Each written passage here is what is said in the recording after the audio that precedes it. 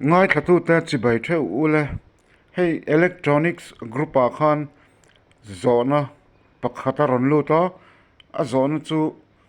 ka youtube hi ka update thiam lawa update dan min lo hil thei in mo update Google Play Store ai lu tanga hela hian hey Google Play Store a izuk lu tang chuan hei I Google icon nangma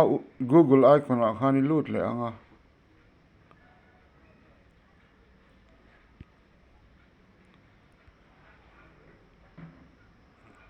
chuan manage app and device a hian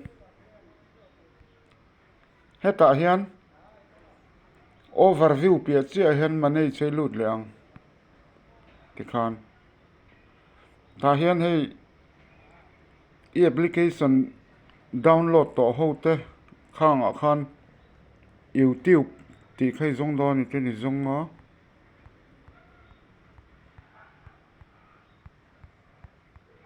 heta hi hei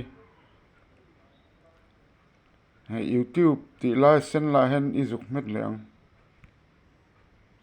tikhan hei heta hi update a hen ta hen I update ang thian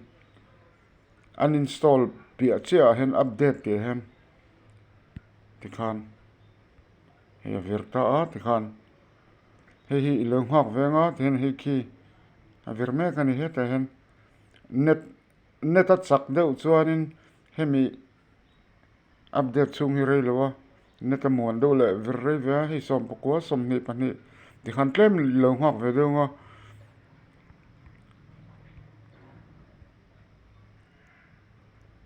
hei som thum pasar in to ni ten I nghak anga hemi hi zani hunah